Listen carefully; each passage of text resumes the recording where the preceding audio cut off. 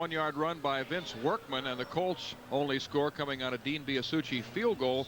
I thought the Packers really did a good job, Jim, of establishing their running game in the first quarter. Yeah, one problem was they had great field position in that first quarter, and for most of the game actually, but have only come up with one touchdown. They got down close and fumbled the ball, and another time they gave it up on an interception, dodged a bullet there whenever the Colts field goal was no good. But you have to take advantage of the great field position. Here is their one touchdown as Workman tried to burrow in at first, and then the second chance he had at it, he just decided to dive for the half yard and did it with plenty of ease right there. But you're right, the ground game has worked for them, but the turnovers have hurt them.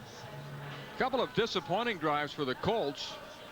Well, the whole disappointment here. This is the field goal missed by Biasucci near the end of the second quarter, and the part-time Shakespearean actor showing his acting ability pretty well sums up the season for the Colts. It certainly does. They've had that kind of reaction many times after the game, but they're in this ball game. And you talk about disappointment for them. They had some horrible field position early in the first quarter, could do nothing. They were slipping, having trouble with the exchanges, and but Jeff George hung in there, put together a couple of drives, and they're there.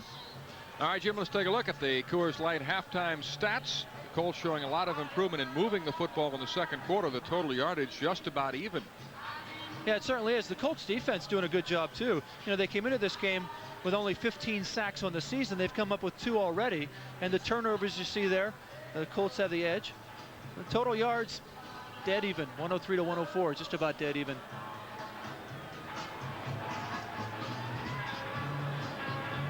Surprising with that time of possession, because the Colts were in that first quarter just lining up and punting the ball, it seemed, but they came away with the edge by 5 minutes in TOP. And let's see what's happening elsewhere in the league. The Bengals finally on the board on an Ickey Woods touchdown. It's 28-7 Raiders. The Browns leading the Chiefs 17-0. Troy Aikman with a touchdown pass to give the Cowboys a 14-7 lead over the Redskins. The Redskins trying to wrap up the NFC East today. Buffalo leading New England 10-9. We understand the Patriots missed an extra point. Yeah, and look at that Pittsburgh score. The Steelers back in the late 70s denying the Oilers any chance of that AFC Central title. And here they are today, the Oilers with a chance to wrap it up in Pittsburgh, and they're trailing now.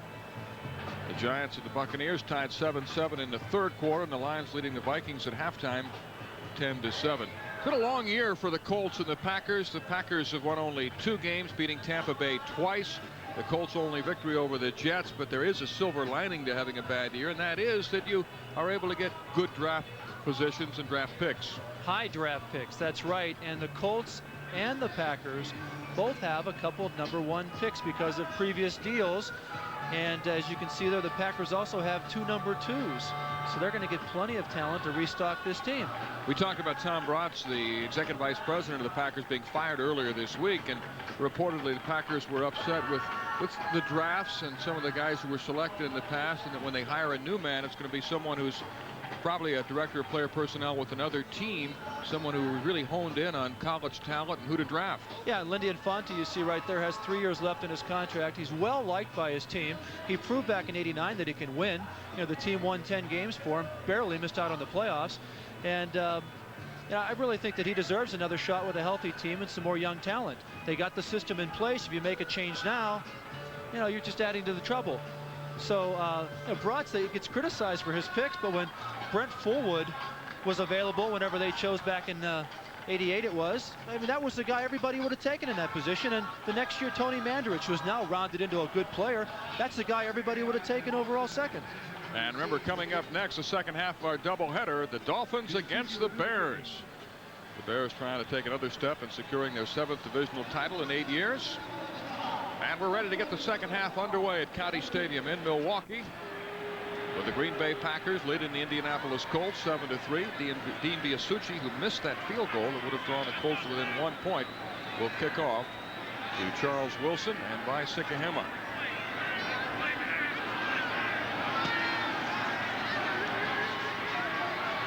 Wilson at the 6. He gets hammered but stays on his feet. He got clotheslined but brings it back to the 28. Brian Lattimore making the tackle for the Colts. Now, that was an adventure, wasn't it? First he sort of batted the ball down instead of catching it. Watch this right here. I got it. No, I don't have it. And then he recovers it and heads upfield and is pretty much collared here. It's a great job by Latimer, playing off the block and still getting a hit on the return man before he gets some help there. Oh, Mike Tomczak ready to go to work. Former Chicago Bear making his 3rd consecutive start. First down at the 28-yard line. The pitch to Darrell Thompson. Looks like he tripped over Tony Mandarich. Yeah, you know, with this the weather conditions the way they are, wind chill down around 9 degrees. The field is a little bit sloppy. It's not frozen. And these two teams have trouble with their running game, and they continue to have trouble today. The Colts are expecting run. They load the line of scrimmage, and there's really not much way to get it done like that. Loss of 2 yards on the play, so it's 2nd down and 12. Terry Kemp and Sterling Sharp for the wide receivers. Running backs are Keith Woodside and Darrell Thompson. Tomczak to Sharp. Brought down at the 34-yard line by Jeff Farad. With Tomczak at quarterback the last couple of weeks, Sterling Sharp has been seeing a little more action. He's caught 13 balls over the last 2 games. That was a good job by Tomczak. The pressure provided by John Hand, but he hung in there and waited until his receiver worked his way open. And he knows with a veteran receiver like Sharp that he'll eventually do that. And so he's looking that way. Sharp settled down in front of the linebacker. There's 3 defenders there, but they get the completion in the long game. Kemp goes wide to the right, Sharp wide to the left. Tomczak will have to run. He's got some room.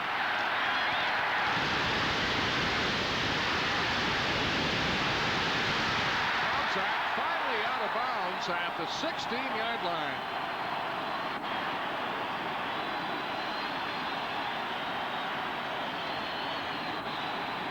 A 48-yard run for Mike Tomczak. And a crowd pleaser as they're banging those gloves together in the stands and applauding. You can see how things opened up for Tomczak up the middle, and the defenders were just slipping and sliding, trying to get off their receivers that they were covering and heading downfield. Jeff Query had a shot. I mean, is blocking out front there. Does a pretty good job of providing some interference. Take a look again, and some of these defenders just can't keep their feet under them. And it's really disconcerting when you're thinking about tackling a guy and also worrying about your feet. And Tomczak takes advantage of it. First down for the Packers at the Colt 18-yard line. Harris, the tight end, in motion. Darrell Thompson off left tackle. He's to the 14-yard line. And the blocking there provided by the left side of the line of scrimmage. Rich Moran, the left guard, and it looks like Jacke Harris, the backup tight end, who's in on that play. Got a Packer down. In the 2 tight end situation. Yeah, he's down. I think somebody rolled into his legs. We've seen that quite a bit so far today. Looks like Jacke Harris, who's injured. Second-year tight end from Louisiana, Northeast Louisiana. We'll be right back. It's 7-3, Green Bay over the Colts. Second down and 5 at the 13 of the Colts. The Packers leading 7-3. The big play on this drive, a 48-yard run by Mike Tomczak, the longest rushing play for the Packers this year. The previous longest was a 26-yarder. Darrell Thompson driving hard inside the 10. Oh, he's brought down by the nose tackle Travis Davis. Yeah, it's the kind of acceleration and thrust you like to see. In a second down situation like that, he knew the yardage he needed. He had an idea where the play would break, where the hole might open up, and Thompson just went for it from the very get-go. It'll be 3rd and 1 for the Packers. Thompson having a good day, up over 50 yards. The Packers don't have a 100-yard rusher this year and have not had one since Keith Woodside rushed for 100+ yards in December of '89. Check this out. 3rd and 1. They go with the 4 wide receivers. The give is to Vince Workman, getting only a yard for a first down. And they do that to spread the defense out, then run the draw play. And that's a very safe play to run in that situation because the handoff is rather elementary as Tomczak gets the snap and gives it away. Very safe play. You got the defensive unit spread out thinking pass, or at least having to respect the pass because of those 4 wide receivers. So Workman picks up the first down. Jacke Harris, who was shaken up earlier, is back in there at tight end. And it's a 1st and goal for the Packers at the Colts 6. Sterling Sharp goes wide right. Perry Kemp is wide to the left. West and Harris, the 2 tight ends. Harris in motion. Darrell Thompson to the 2-yard line. Donnell Thompson on the tackle for the Colts. Oh, that's good running. That really is good running. That's the best 2 plays, the best 2 bursts we've seen from a running back today. As Thompson, you can tell, is really into this ball game now. Again, he found the opening. He probably had an idea where the hole is going to be, and he took made the most of it. The Packers, who are next to last in the NFL in rushing, have run effectively so far against the Colts. I think you're going to see last in the league in rushing defense. You're going to see Thompson's number called a lot after plays like that. 2nd and goal at the 1-yard line. Thompson gets the call again, but he's stacked up. Matt Vanderbeek was the first man to hit him for the Colts, number 58. And Vanderbeek in there, substituting for Bickett, and Quintus McDonald was in there because of an injury earlier. So a lot of different defensive players being run in there by the Colts. Vince Workman, who has scored the only touchdown in this game on a 1-yard run the first quarter, is back in for the Packers. He has 5 rushing touchdowns this year, including one last week against the Vikings. Tough inside runner from Ohio State in his 3rd year. He's number 46.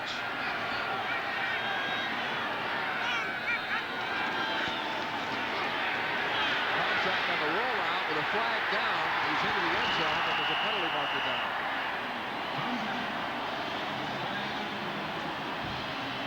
Tomczak showing his running skills on this drive with a 48-yard run earlier, and it's a touchdown. The infraction apparently against the Colts. Hey, that was a great play. Well-designed play. Number 51, lining up in the neutral zone. Defense, penalty decline, touchdown. Yeah, it was Chip Banks who lined up offsides. I think the 2nd time he's done that today. Watch this play.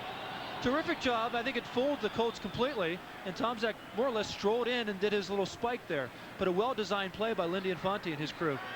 And it's 13-3 Packers. Chris Jacke will try the point after, with Tomczak holding. And the Packers increase their lead. With 9:08 remaining in the 3rd quarter from County Stadium, it's 14-3 Packers. A 2-yard run by quarterback Mike Tomczak, capping a 9-play, 71-yard drive for the Packers, and they lead 14-3 with 9:08 left in the 3rd quarter. Tomczak also had a 48-yard run on that drive. Yeah, he's their new running threat, isn't he? 83 in the position. On the kickoff, the ball has to be held because of the wind. Sammy Martin bringing it back for the Colts. Martin is brought down to the 28-yard line by Jacke Harris. Check the Hertz 10-minute ticker. Marcus Allen has scored as the Raiders have opened up a 35-7 lead over the Bengals. Their only touchdown coming on a run by Ickey Woods. Cleveland leading the Chiefs 17-3. The Cowboys ahead of the Redskins 14-7. New England had an extra point blocked. Otherwise, this game would be tied. It's 10-9 Buffalo in the 3rd quarter. And Eddie Murray with a field goal to give the Lions a 10-7 lead over the Vikings. Here in Milwaukee, it's 14-3 Green Bay. Contact play's been stopped there as the nose guard for the Packers. I think that was Brock on that play. Jumped off sides. Number 98, defense, contact before the snap. 5-yard penalty, first down. It's against the nose tackle, Ezra Tuaolo, the rookie from Oregon State. Watch again. He's right on the football. Coaches are saying, wait a second. You're watching the football. That's your job. Don't go till the ball is snapped. How can you do that? But it happens. That makes it 1st and 5 for the Colts at the 31. Billy Brooks in motion. Ken Clark on the carry. Stacked up by Matt Brock. Nose tackle. Tackled by Brock and Noble. Brock, who was shaken up earlier, back in the game now. Yeah, he twisted his ankle a little bit earlier. Here's a warm weather guy. He's from out in San Diego. Played his college ball at Oregon. It'll be second down and 4 to 32. 8:35 remaining. Third quarter. It's 14-3 Packers. That first down running game of the Colts has gotten nothing so far today. And what helped them there, of course, was the 5-yard penalty. So they have a 2nd and 4. 4 wide receivers in the game for the Colts.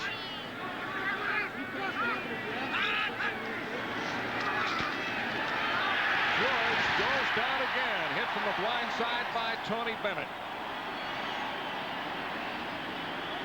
Third sack of the day for the Packers. Well, and once again, it was great coverage downfield. And Bennett breaking through quickly, but give a lot of credit to the secondary. As you see Brock right here working on the left side, he goes down, and here comes Bennett. And last time, he was in on the sack. He tried to knock the ball loose on Jeff George, and this time he couldn't quite do it. Now here's Bennett looping him from the outside. Great job. He avoids that low block. With a guy like Bennett, you got to get up in his face. You got to slow him down. And if you go low with a guy like that with his ability, a first-round draft pick last year out of Mississippi. He's got 2 sacks today and a total of 10 for the season. That brings up 3rd and 12 for the Colts. George eludes one tackler, in trouble, and down he goes. Tackled by Roland Mitchell. The Packers will give you a lot of different looks. They'll bring a lot of different people on the blitz. And you can see here is this breaks down quickly. There's a major collapse. It's hard to tell from this angle, but George ends up tripping over his own man as Joe Fuller applied the pressure early. And then Roland Mitchell with the safety. Here's a look right here. As look out. And it looks like the Packers will again have good field position as Ron Stark will kick it away from the 4-yard line. Low kick. Sikahema lets it hit. And picks it up. So the Packers will begin this drive at about the 42-yard line. Again, excellent position for Green Bay as they lead 14-3 with 7:14 left in the third quarter. The Milwaukee chapter of the Jim Laslovic fan club turning out numbers today to see their hero here at County Stadium. I didn't know my relatives were going to be here for this game. Good to see you guys. Packers' average starting field position today has been their own 44-yard line. Tomczak on the rollout. Catch by Sterling Sharp, but there's a penalty flag down. Packers have first down yardage on the great catch by Sharp, turning around to make the reception. Yeah, their play selection on first down has worked a lot better than the Colts. And they're discussing it right there. Should point out that Jim Laslovic is a former Packer. That's right. Illegal motion foul on the offense. 2 men moving at the same time. 5-yard penalty. First down. Now you can do that not far from here, just north of here in Canada. You can have 2 men moving before the snap, but not here. Oh my. From the archives. Is it true, Jim, that you were in the Packer Hall of Fame?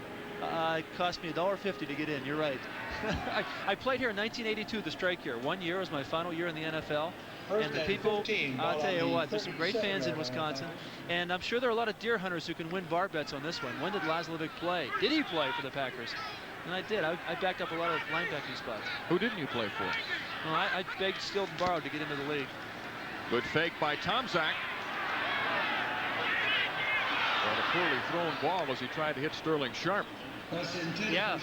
Nearly intercepted by Alan Grant. Grant's had his opportunities so far today.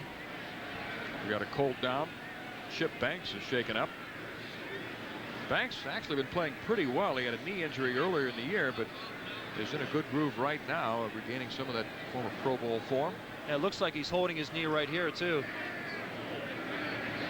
So we'll return to County Stadium in Milwaukee with the Green Bay Packers leading 14-3.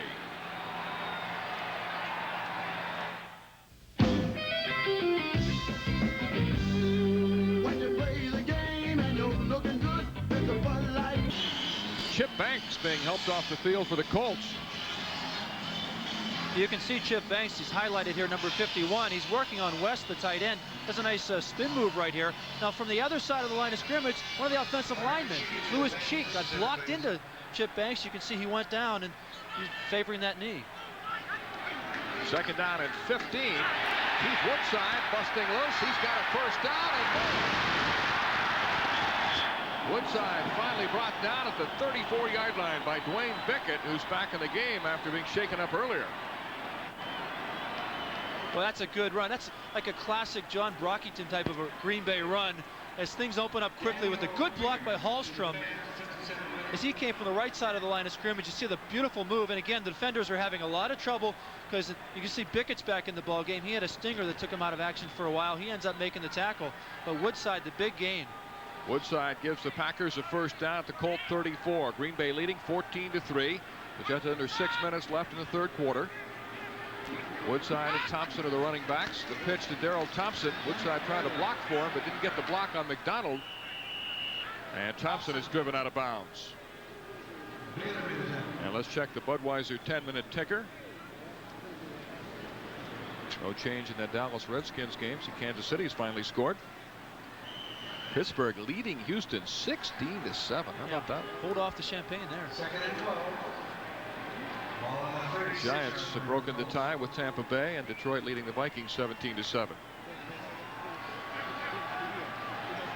Well, the Packers are up over 100 yards rushing as a team for the first time this year. Tomczak has about 50 himself, 48 on one run. Mike with time, and pass is incomplete, intended for Sterling Sharp. Yeah, that was discretion being the better part of valor right there. He could have tried to force it in, but Sharp wasn't open. He knew it. He made mention that strap you see on his helmet is because of a bad habit he had when he first started playing big-time ball in college and in the pros, putting his head down a little bit. And he wanted to make sure that when he is hit, his head is in the proper position. And he had some trouble with stingers early in his career, and so that strap keeps his head up a little bit, and he helps to avoid any serious neck injuries. Sterling Sharp, a two-time Pro Bowler, had a record year for the Packers in '89 when he had 90 receptions. Yeah, up over 1,400 yards receiving. Packers trying to convert on third down and unable to do so. And let's go back to New York and Bob Costas with an update. Bob? Mel, a story here involving a play we can't show you because it happened in a CBS game and we're not permitted to show highlights until the game is over with. At Tampa Bay, Broderick Thomas, the linebacker for the Bucs, sacked Giant quarterback Jeff Hostetler. Hostetler, as he was knocked down, had the back of his head strike the ground. He's experiencing dizziness. He also may have an injured back. They're taking x-rays right now. He was taken off on a stretcher. Phil Simms is quarterbacking the Giants in the third quarter. They lead Tampa 14-7. Mel? All right, Bob, on fourth down, the Packers in punt formation on 4th and 12 with Paul McJulian in to kick. Trying to hit this one inside the 10. Done a good job of doing that the last couple of weeks. Okay, he in part has been responsible for the Colts' terrible field position today. His placement has been excellent. Roland Mitchell downing the punt inside the 10. And the thing McJulian does is get such great hang time on that ball and enables his guys to get downfield. You know, in that last pass, Tomczak wasn't real happy about the route run by his receiver. He was looking for something along the sidelines. The receiver had broken deep. And watch this reaction. That's a fiery reaction from a guy who, he told us when he wasn't playing much. Look at this right here. He's still yelling. Looks a little bit like Ditka, the guy you'd like to punch out every once in a while, Mike. The Colts will begin this drive from the 6-yard line. They've been plagued by poor field position all day long. Ken Clark, the running back, trying to punch it out a little further. He gets about 2 yards. That running game up the middle not working quite well for the Colts again. But in this field position, you don't have much choice. The footing's bad. We have an update now on Chip Banks. He has a sprained knee, and it's doubtful. Will not be back. Will not be back.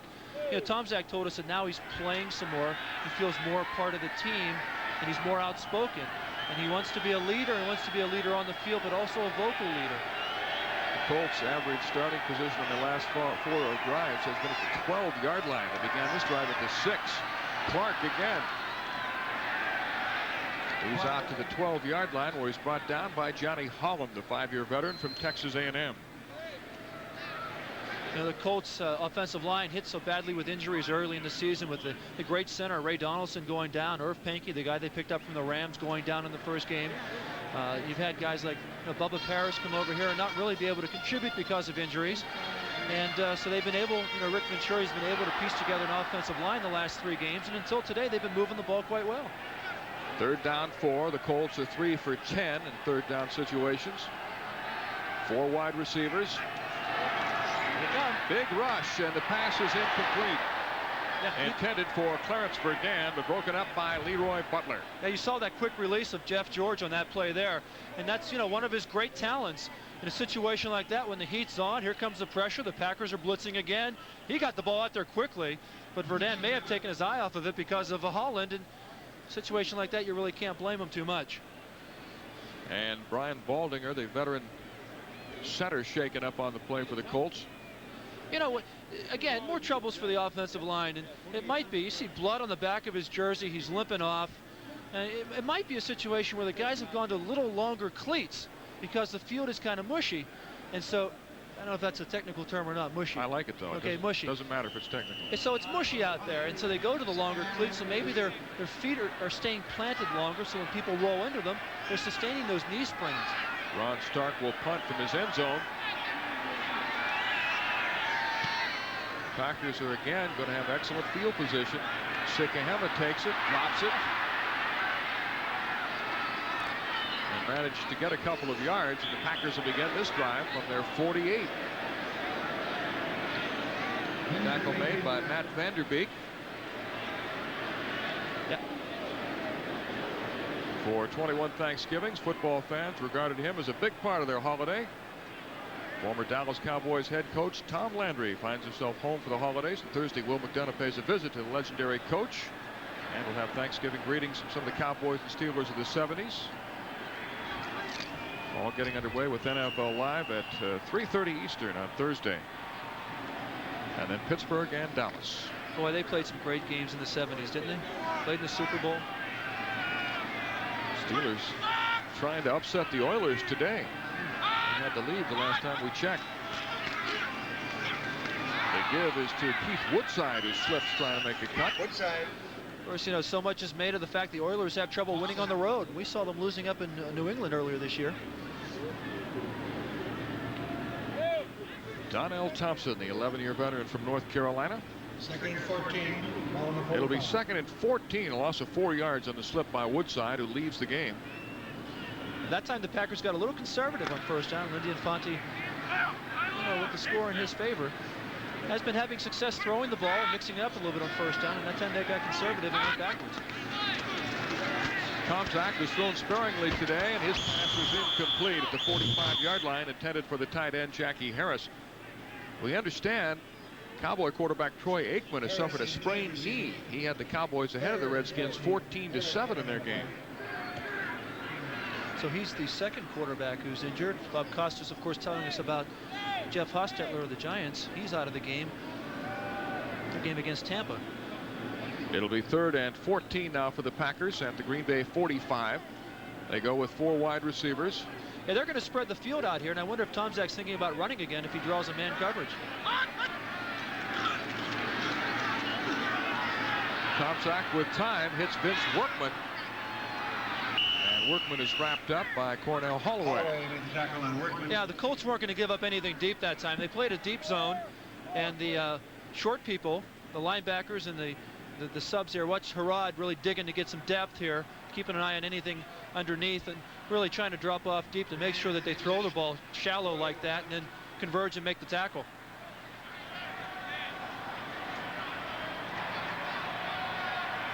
So Paul McJulian is in to punt to Clarence Verdun. McJulian, who went to high school with outfielder Darrell Hamilton, who plays for the Milwaukee Brewers.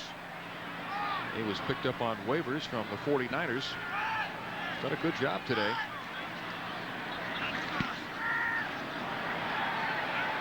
Fair catch by Verdun at the 19-yard line. So with 1:52 left in the 3rd quarter, it's still 14-3 Packers. And let's check the Hertz 10-minute ticker. That Cleveland score is amazing. Marty Schottenheimer going back there with the Chiefs, and all the years he coached in Cleveland, and his Chiefs are really struggling badly, having some trouble at quarterback. DeBerg had that great year last year, is not having a great year this year. Will the Cowboys be able to hold the lead with Troy Aikman sidelined though? Oh, look at the Steelers, 23-7 over the Oilers. There's so much talk. The changes here in Green Bay and the changes with the Colts this season, talk that there's going to be changes in Pittsburgh, and they're going out and playing a great game today. The Colts will begin another drive with poor field position inside the 20 at the 19-yard line. Jeff George being hounded and gets it away incomplete. That was Robert Brown who was all over it. 10-year veteran from Virginia Tech and one of the quiet leaders on this team.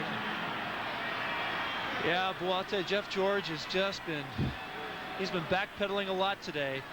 As Brown comes from the right side, you see here that there was a major breakdown on the line again, and there goes George. Oh, he's going to remember this game. George has completed just 9 of 20 passes today. Under pressure again. Almost intercepted. The pass was intended for Jesse Hester, but it was almost picked off by Scott Stevens. It certainly was, as he got out there and made the good pass coverage. But again, it's pressure that sets this up. George on the run, he has a guy in his face, that was Brock, and the linebacker comes over and almost gets 2 hands on it. 3rd down and 10. Bad snap. George able to pick it up. Fires downfield for Clark, and he's got a 1st down at the 40-yard line. Gain of 21 yards on the toss to Ken Clark, an excellent receiver as well as runner. That was a good catch by Clark, but also great job by Jeff George. And here they go without the huddle, and he's going to just run the offense from the line of scrimmage. And George really, he fumbles the snap, collects himself, finds the open receiver. Minute 12 left in the quarter. George passes complete to Billy Brooks, and he is tripped up by Tony Bennett, who's played well today. Yeah, I tried the screenplay that time, and the Packers were there in the coverage. But, you know, George has been pounded a lot today. The footing is horrible. He's not quite sure where his receivers are, yet he's hanging in there. And so they go to the hurry up here to try to throw the Packers off a little bit. The Packers have been getting nice and comfortable on defense. They've been able to take their time, call their schemes, plan things out, but not here. George pass incomplete, intended for Jesse Hester. Now here come the Packers. They're rushing onto the field with 4 substitutions as Hester goes back to the line of scrimmage. And George is going to continue to call the plays from the line of scrimmage, but you can see the Packers back there making some changes in their secondary, bringing in some fresh people and changing the scheme up a little bit. And that's one thing the hurry-up offense does. It tries to keep the same personnel on the field defensively, but the Packers got around to that time. Hank Bullock, the veteran defensive coordinator, has a few tricks of his own. 3rd down, 13. And George is sacked by Lester Archambault. Packers have been all over Jeff George today. And the Packers better hurry. They're celebrating. The Colts are bringing out their punt team quickly. And George again, more pressure. Archambault, second time he's been in there, sacking the quarterback. And again, it was individual effort. He just beat the blocker in front of him. That's the 6th sack today for the Packers. Ron Stark has been busy. And gets it away. Good kick with less than 20 seconds remaining in the quarter. Sikahema fumbles it, and the Colts have recovered.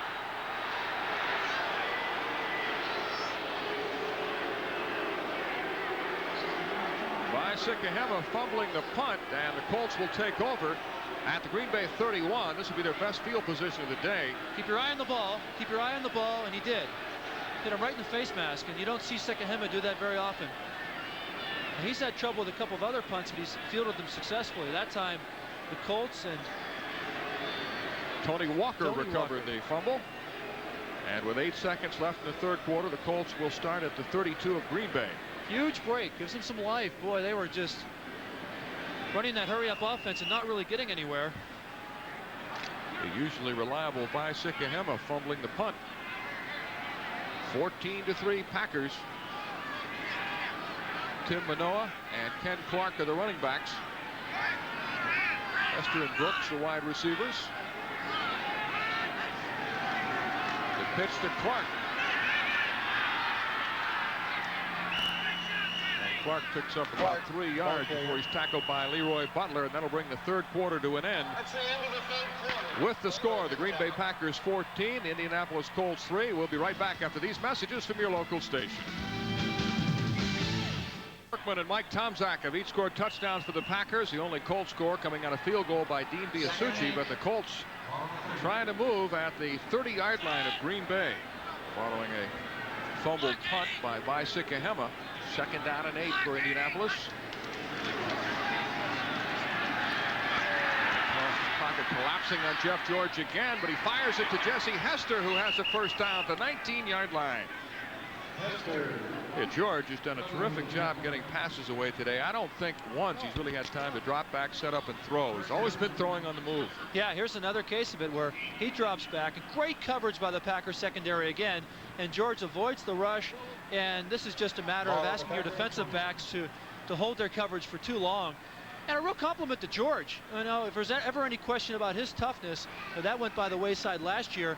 And now this year, I think he's just showing how smart and how bright and how composed a quarterback he can be under some very difficult circumstances. First down at the 20-yard line of the Packers. Verdun is wide to the left. Brooks to the right. Clark and Manoa are the running backs. George fires for Billy Brooks, who can't hold on. It's incomplete. What a great effort by Brooks. You know, defended by Vinnie Clark, the rookie first-round pick from Ohio State, who got an education last week against the Vikings. And watch it right here as he goes way up, and look at that. Gets the back part of the ball and keeps on keeping it alive until, well, the last instant when Clark just hugs him down to the ground. But as you said, last week was an education as Clark got his first start. The rookie out of Ohio State. Well, you know, even the Colts commented on what a great athlete he is. They saw him in the combines and thought that Clark was a legit first-round draft pick, and that he's going to be a terrific ball player. Ken Clark upended at the 17-yard line. And let's go back to Bob Costas in New York. Mel, as Warren Williams scores from the 1, Pittsburgh takes a 23-7 lead at the third at Three Rivers over the Houston Oilers. Now, the Oilers are a virtual lock in the AFC Central, but they're still battling for home field advantage in the playoffs, so this defeat could be costly if they don't rally. All right, thank you, Bob. Jim, you and I saw the Oilers upset earlier in the year by New England. It's all or nothing with that run-and-shoot offense. If Warren Moon's not having a big day, they're in trouble. And then the big disappointment they had in Washington when Halfield missed that makeable kick. 3rd down 6 at the 16-yard line of Green Bay. And the fumble. The Packers have it. Wow. Just when the Colts had things going. Johnny Holland recovering the fumble for Green Bay. They recovered one last week against the Vikings. And he takes the football with him. He's getting quite a collection, I'm sure, of game balls. You can see George under center, and the ball never got up to him, and he can't find it. And his running back, Tim Manoa, took him too long to discover where the ball was. By the time he got over there, Holland had wrestled the ball away from him. Well, the Packers take over at the Green Bay 20. 13-10 remaining in the 4th quarter. They lead 14-3. Mr. Anywhere, Johnny Holland. Mr. Anywhere in just about everything he's done today. Woodside and Thompson in the I formation. Harris in motion. Keith Woodside straight ahead. Nice spin move to pick up some additional yardage to the 24. Michael Ball on the stop for the Colts. Woodside, a 4-year veteran from Texas A&M. It was a 3rd-round pick in 1988. Yeah, there's the beef on the right side of that Packer line of scrimmage, really getting the job done once again. Mandarich and Ron Holstrom, and you got Jacke Harris, who was shaken up earlier, the tight end, coming over and helping. There's Mandarich. He really is putting together a good season. So he's really improved his pass blocking. A lot of pressure on him when he signed a 4-year, $4 million contract, becoming the highest-paid Packer ever. Struggled his rookie year, had a few problems last year, but maybe finally coming into his own. Nowhere to go for Darrell Thompson, and he's stacked up for a loss. And another look at the ticker. Browns leading the Chiefs 20-6. The Cowboys scoring again. They now lead 21-7. Pittsburgh leading Houston, trying to upset the Oilers 23-7 today at Three Rivers. The Lions opening up over the Vikings 24-7. A road win for the Lions. That's something they've needed, and they're course, the great loss they had, Mike Utley, was suffering some paralysis, and for that team to overcome that and to go on the road and win, that shows a lot of character. Mike Tomczak in trouble, and almost threw it right into the hands of John Hand, who was so surprised by it he couldn't hold on. Big John Hand. Oh my. His Hand is 6'7", and Tomczak right here scrambling. And this is the kind of pressure that his counterpart Jeff George has seen all day, and he does a good job of getting rid of it. Lucky for him that. Defensive player. No foul. No foul on the play because the pass was deflected, and Paul McJulian is in to punt. McJulian was waived by the 49ers. He was in camp with the Dolphins, the Seahawks, the Chargers.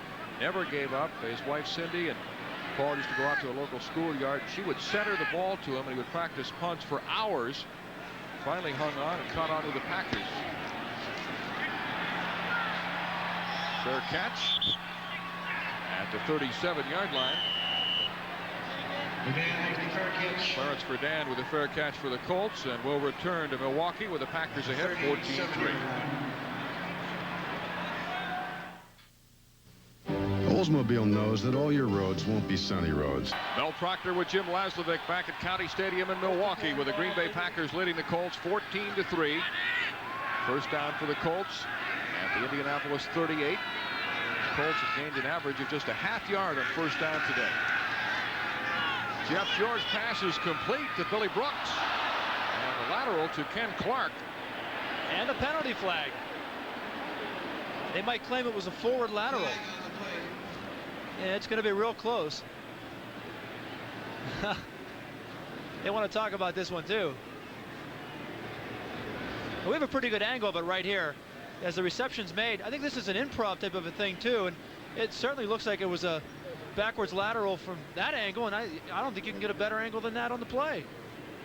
Let's see what the call is. Yeah, that's illegal forward pass. It's also lost it down. Yeah, Rick Venturi's saying, send that baby upstairs, and that's where it is. Watch again. You be the judge on it, as he's at the 49, 48, 47-yard line, and he flips it. It looks like it's going backwards. Pass. 5-yard penalty against the offense, and the down will count. 5 yards from the spot of the pass.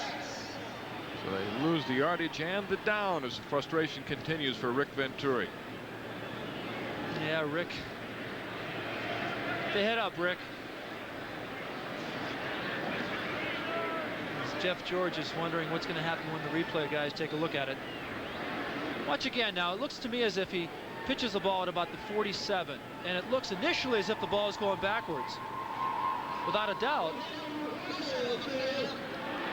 Instant replayers warn that the pass was backward. It's a legal play. The ball is dead where it was killed. So the play stands. Good play. It's reversed actually, and the yardage in favor of the Colts. A little bit of improvisation, and that's a first down. Now, we've not had much controversy today when it has come to the replay calls. Of course, last week was a bit of a nightmare in the NFL. The commissioner's office even agreeing that some of the statements from the coaches were warranted last week. We're checking the spot where the play ended. Oh, this is where they got into trouble last week. Remember that, Mel? Took them about 10, 12, 15 minutes before they decided where to spot the ball. So the lateral is good. They've determined that. And now where does Clark take it? How far upfield before he is pushed out of bounds? And so they should spot it about where they have it. That's pretty, actually, 44-yard line is just about right. The play you're referring to was a run by Viking quarterback Rich Gannon. He stepped out of bounds, and it took them about 15 minutes to determine just where he went out. First down, Indianapolis. All right, Jerry, keep things moving. He's getting a lot of airtime. Ball on the 44. It'll be a first down at the Packer 44. 11:25 remaining in the fourth quarter. Green Bay leading 14-3. Jeff George is wearing a good portion of the County Stadium turf on his uniform. He's been sacked 6 times today. He'll put it up on first down. Incomplete, intended for Ken Clark. Linebacker Scott Stephen dropping back in coverage, and George is upset. I think he thought Clark may run a wrong pattern. Another one of his, as Clark goes back to the huddle, another one of the offensive linemen is limping around. This time it's Kevin Call. We call him the Creature because he's so tall and hulking like. The Colts have used 15 different offensive linemen this year. And Call goes back to the line of scrimmage. 6'7", about 310 pounds. He's been the only constant. He's started every game, the only offensive lineman to do so. Second down 10 at the 44. Tim Manoa gets the call. To the 40-yard line, pick up of 4 yards, where Roland Mitchell brings him down. I think the Packers have responded real well to, the news this week that there was some front office reshuffling. There was some question as to how the players would respond to it, how the coaches would respond. And the coaches I spoke with said, hey, it's out of our hands. We're just going to get this team ready to play. And that was the attitude of the players, too. And again, Lindy Infante is a very popular coach among his players. Look at the difference in rushing. Only 49 yards rushing for the Colts. Of course, they're without Eric Dickerson. They're also without Anthony Johnson, who was the top receiver among NFL running backs when he suffered an eye injury. He had 42 receptions. They miss him. A lot of contact and a penalty marker down as Roland Mitchell and Bill Brooks got tangled up. Yep. So the two most successful plays for the Colts so far this half have been the fumbled punt by Visekahema that they recovered, and now this penalty on the Packers for pass interference. Pass interference. 37. Defense. Automatic first down. Against Roland Mitchell, and that gives the Colts a first down. Now watch it again as George finally gets some time to throw and looks downfield. There's the contact clearly before the ball got there. 10:24 remaining, fourth quarter, 14-3 Packers. First down at the 35. George to Clark swinging out of the backfield. And he gets about 3 yards. Yeah, again, that Green Bay secondary, great movement. They're disciplined. Their coach, Dick Geron, a former defensive back with the Lions and Bengals. He's been here for a number of years coaching these guys, and I think they have a pretty good rapport. He's a veteran guys at safety. Murphy and Cecil's been around for a few years now. As you see the Colts signaling in the plays.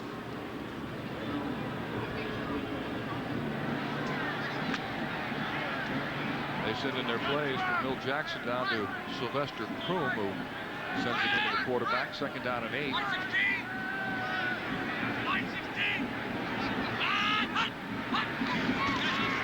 Clark. Get the first down, but he's stopped at the 32-yard line by Burnell Dent, the 6-year veteran from Tulane. The Raiders winning big over the Bengals 38-7. Cincinnati 1-10 going into the game. 3rd and 3. Dallas trying to spring a big upset over the Redskins. Buffalo leading New England 13-9. Well, New England has played tough, haven't they?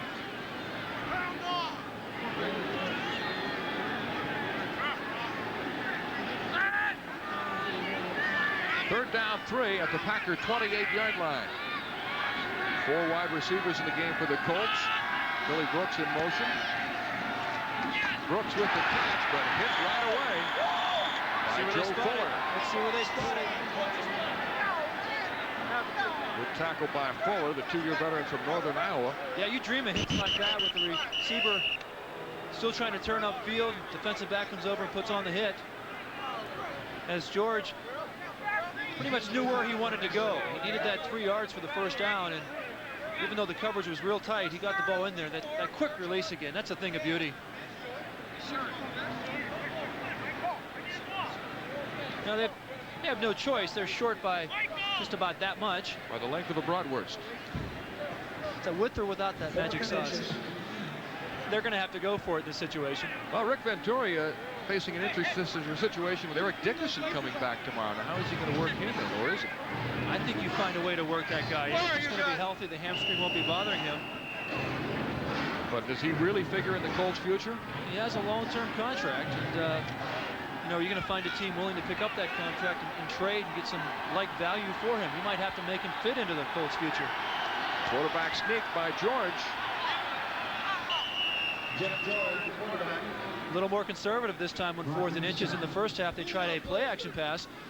Rick Venturi showing some daring do in the first half, and the receiver was covered downfield in that occasion. George did a good job of finding his tight end, Pat Beach. This time, a much more conservative quarterback sneak to keep things going, and they still have a chance here with 8:14 to play. So George picks up the first down. And here he is. I love the acting they go through. He's looking at his wideouts as if he's going to maybe throw a pass and maybe influence a lineman or a linebacker to think that it's not going to be a quarterback sneak, but it was all the way. 4 wide receivers in the game for the Colts. George under pressure again. And he goes down inside the 20. Wait a second. If he slides, he shouldn't be hit. I don't understand why there's not a flag on that play. Robert Brown was there to make sure that he was going down. Big Robert Brown came in as a linebacker out of Virginia Tech, and he sort of has grown into that defensive end position. And here's George. He goes down right here. 2nd and 3. Okay, Brown did a pretty good job of laying off. I take it back. Just missed him. Yeah, probably a good thing that he just missed him. Otherwise, it'd be a flag. 2nd down and 3 at the Packer 18-yard line. Green Bay leads 14-3 with just over 7 minutes remaining. Ken Clark straight ahead. Needing 3 yards for a first down. Tony Bennett made the tackle for the Packers. Oh, I'll tell you what. Kevin Call, the big guy, the big right tackle we told you about, the creature, he's limping around out there badly, but he's staying in the ball game. And Clark, he's playing a pretty good ball game. People wonder, there's call 71 getting back in the huddle. A lot of determination here. These professional ball players don't quit. It might have been 10, 15, 25 years ago, you had guys tank it towards the end of the season to protect themselves. There's too much at stake here. These guys are making a great living. They appreciate it. They're making some good money. And they're professionals. They have a lot of pride. Call could come out and claim his legs bothering him. He stays in there. 3rd down and 1. Clark the lone setback. George will put it up. He hits Bill Brooks, but he's rustled down.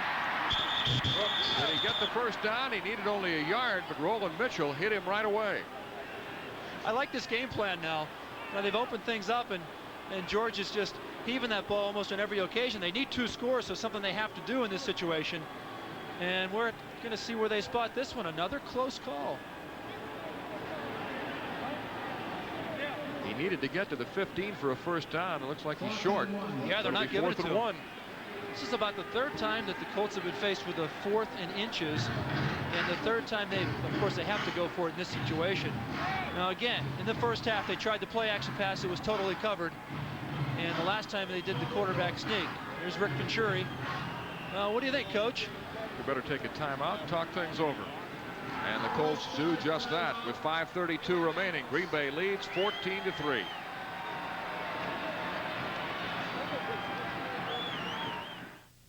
If you pay as much attention to your jump shot as you do trying to impress women. Well, it's just this new shampoo. My hair comes out looking really good. Shampoo. Yeah, it's got a conditioner in it, right in the bottle. Talked about this before. What? Look, all the conditioner in the world doesn't mean a thing. The minute your dandruff shows up. Ah, fear not, paranoid one. For the first time ever, the world's leading dandruff shampoo comes complete with full-body conditioners. Introducing Head & Shoulders 2-in-1, making all your first impressions all the more impressive. Remember our whatchamacallit? We're here. Oh, check it out. Great. Bye. How about that thingamajig? And that doohickey? At Lake you know who. Bring the fish. I caught this one. Look at that. With what's her names? You'll never forget your big moments with the new UC1. Nice catch, Dan. It's the smallest, slimmest Canon 8mm camcorder yet. Oh, hi, Dad. What'd you call the who's or what's it? The Canon UC1. You see one, you want one. Duroc Sports Facts. Who is the only Packer to have scored 5 TDs in one game? It's easy. Paul Hornung. The Golden Boy with 5 touchdowns against the Colts. 4th down. Ken Clark over the top, needing a yard for a first down.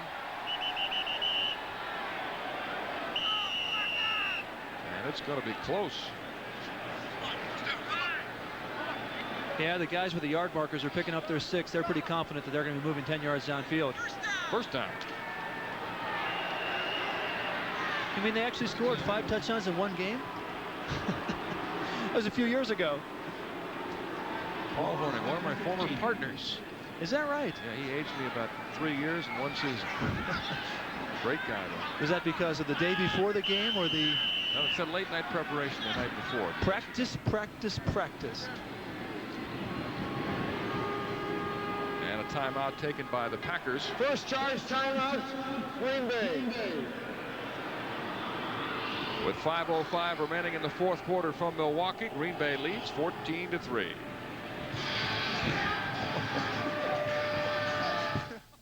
This man is actually a concert pianist during the week, but becomes a cheesehead on the weekend. Cheeseheads of America unite. He lets it all out for his Packers. 5:05 left in the fourth quarter. Green Bay leads 14-3. The Colts with the ball at the Packer 15-yard line. Jeff George trying to hit Ken Clark, but he takes a hit from Scott Stephen. George wanted to go deep but couldn't find anybody open. Well, I'll tell you, this Packer defense has played so well today. Of course, the Colts having trouble moving the ball on anybody this year, but a real compliment to them. You haven't seen any breakdowns, and they've been real good at making the tackles.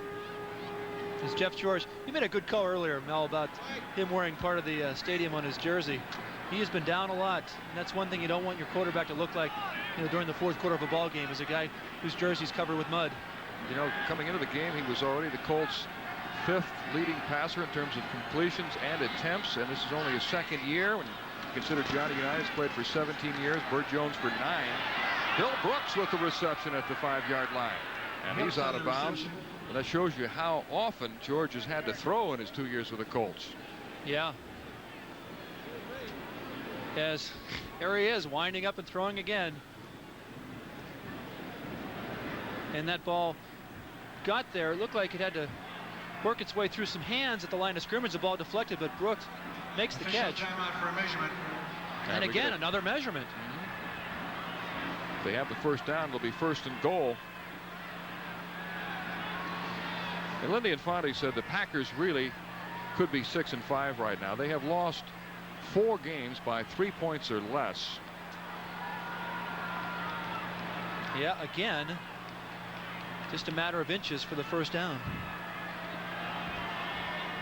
But I asked Lindy if people send him suggestions and things to try to change the Packers' luck, and he said, yeah, I get all the regular stuff, rabbit's feet, good luck charms, and that type of thing. But he said, lately I received a snake bite kit, which I plan to use.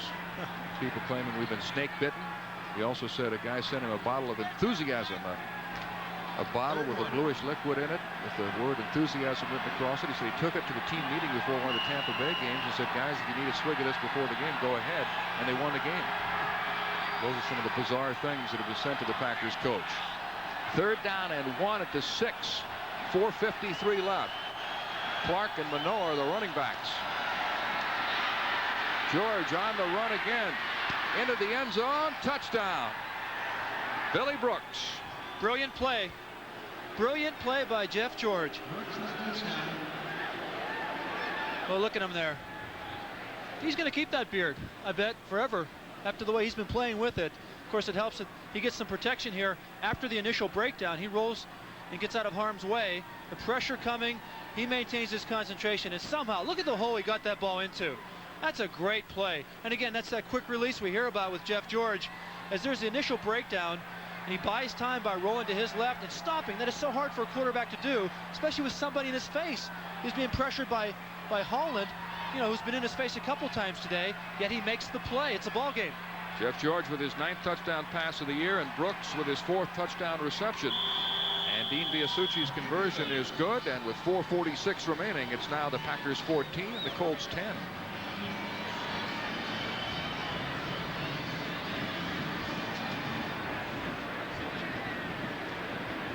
So what the Colts have to do is get the ball back quickly. It's incumbent upon their defensive unit. Here's some of the coverage by that Packers secondary as Hester goes down and slips and slides, and boy, that's a blanket coverage right there. There's Leroy Butler on him like a blanket. But the pass was thrown to Billy Brooks for a touchdown. And again, that was more a credit to the talents of the quarterback, Jeff George, than anything else on that play. He had a breakdown in coverage, and in blocking. and he had to roll to his left, throw back to his right, find a tight hole. Each team with 2 timeouts remaining, 4:46 left in the game. The Packers leading by 4 points. The Raiders leading 38-14. The Bengals with their second touchdown in the fourth quarter. New England taking the lead over the Bills 16-13. Houston trying to come back, trailing for throughout the game against the Steelers.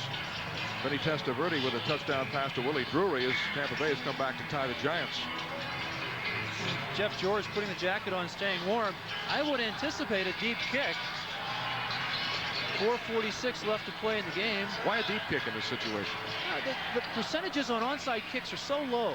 You kick it deep, it's a matter of field position. You leave it up to your defense to stop the Packers, get the ball back for you. Coming up next, the Dolphins and the Bears.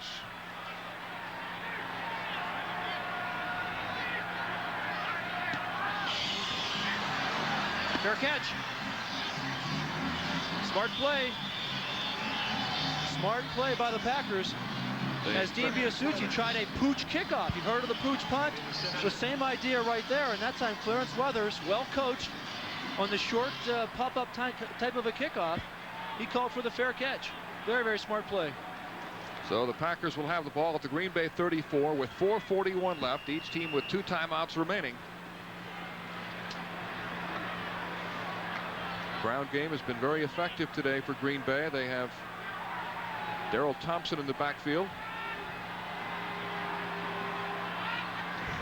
And will Indy Infante have to use that snakebite kick? He's certainly hoping that he doesn't. Well, I'll tell you what, Dwayne Bickett in on that tackle as well as Donnell Thompson. Bickett's a guy who's been banged up all week long. His shoulders are bothering him. He had a stinger earlier in the ball game, had to take himself out. He puts himself back in because the Colts have a chance to win. A veteran guy who has never quit on the Colts organization. Darrell Thompson picks up a yard. It'll be 2nd down and 9. And that's true for a lot of guys we've seen on the Colts today, limping around out there, still trying to play for a 1-10 team and get the job done.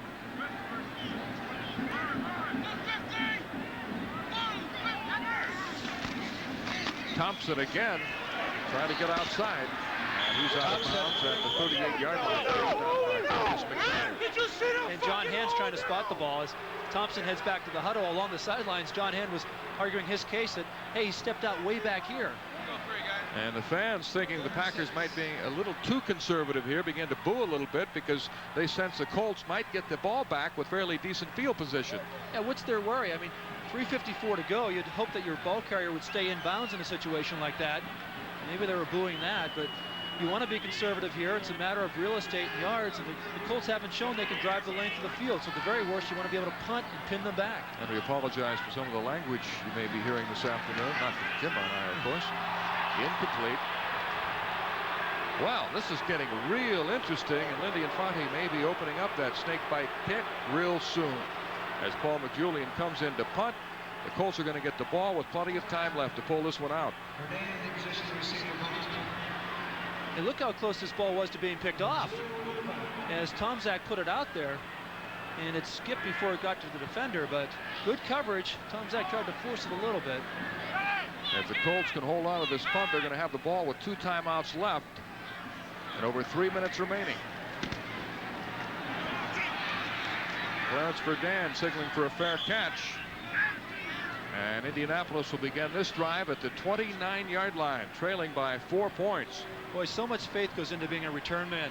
That time Verdun made the fair catch call in a little bit of traffic, and his own man almost ran into him there, but he maintained that concentration. I understand the Giants quarterback Jeff Hostetler has suffered a broken vertebra in his back. Oh boy, it's, you know, you hope that doesn't get to be too serious a situation like Mike Utley, and of course we send out our prayers and well wishes to that young man from the Detroit Lions. Well, Jeff George trying to get the Colts into the end zone. He's completed 18 of 34 passes for 139 yards. Has thrown under pressure all day long. First down at the 28. Tim Manoa. Is this not a strange call in the situation? It certainly is, considering the lack of success they've had on running the ball in first down, but you know, maybe there's a chance to cross up the Packers, feeling that they're probably anticipating the pass, and so you cross it up with a little, you know, run up the middle. Tim Manoah, who was picked up on waivers from the Saints. He also played with the Browns. 3:17 left. He picks up 5 yards on first down. Manoah and Clark are the running backs. Brooks and Hester the wideouts. They stay on the ground with Clark, who's stacked up and gets nothing. This is very surprising, though, coming back with a second running play and also going to the huddle. You know, Jeff George was running the no-huddle offense for a while in the third quarter and having some success with it.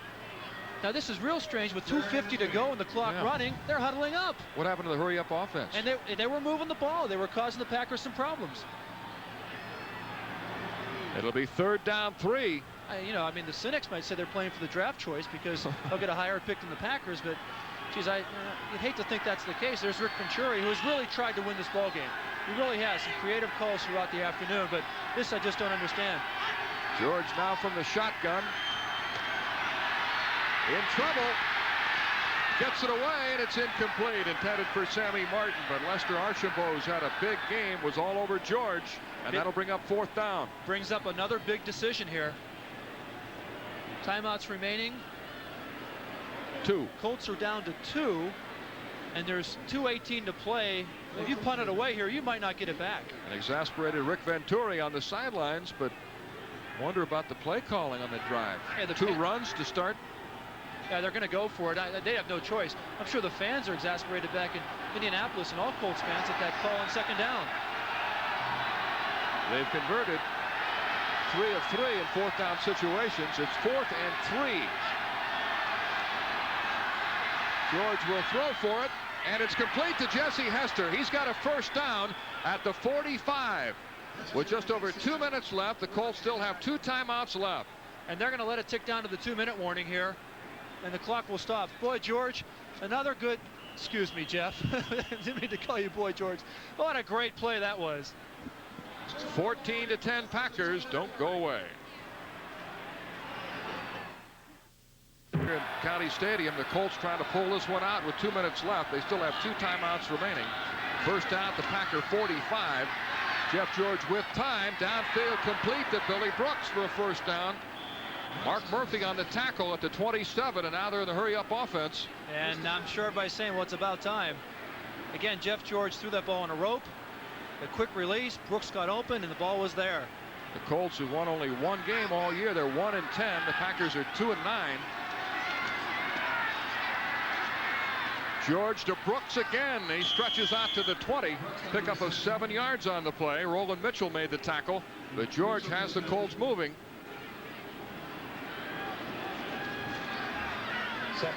It'll be 2nd and 3.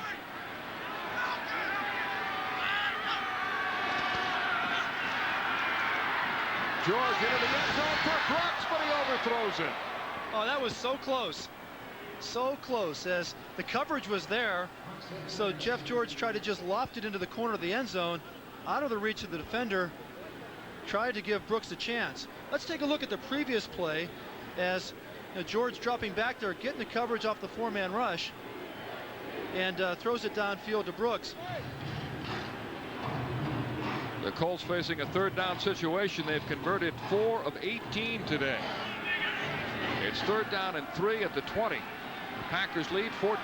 And they're spreading things out again with the 4 wide receivers.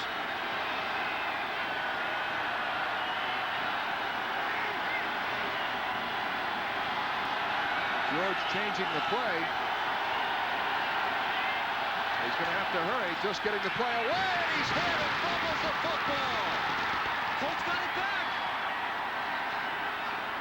Murphy with a big hit off the safety blitz, came blindside. And the indication is that one of those Colts offensive linemen, might have been William Schultz, got back there in time to make the recovery. That's his 2nd fumble recovery of the day. Boy, get that snake bite kid out, I'm telling you. Here's the play, well designed.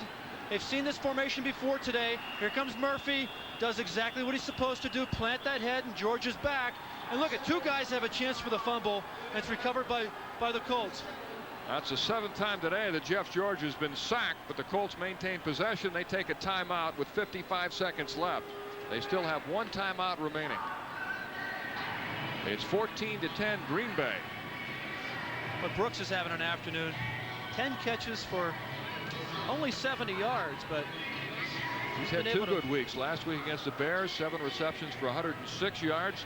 He's the Colts' 3rd all-time leading receiver behind Raymond Berry and Lenny Moore, so he's in some good company.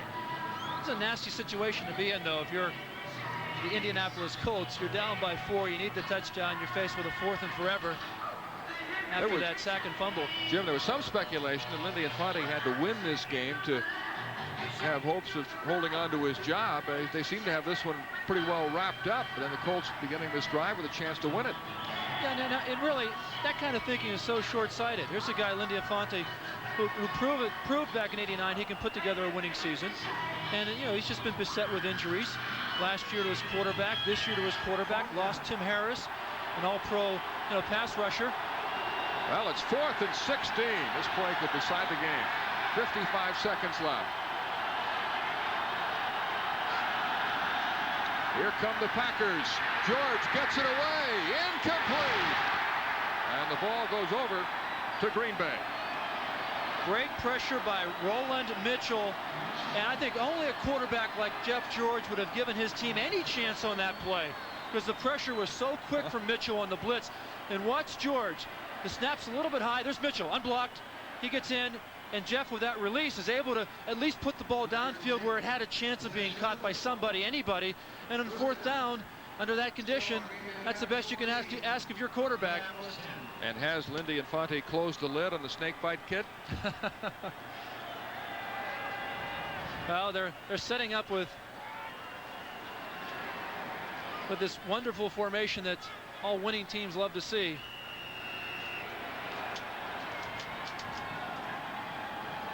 And now let's take a look at today's Canon Camcorder replay of the game. A 48-yard run by Mike Tomczak, which led to a touchdown by Tomczak. Yeah, Tomczak, discovered that there was man coverage, and a couple of those defensive backs had their backs turned to him.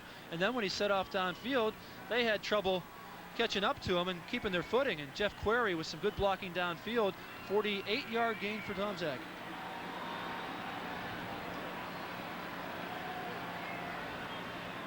The Colts do have 1 timeout left, but apparently they're not going to use it. Why not? Why not?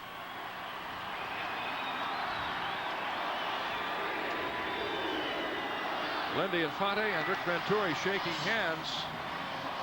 Well, Lindy came close to needing the snakebite kit, but his Packers come away with a victory. Only their 3rd of the season. The Colts drop to 1 and 11.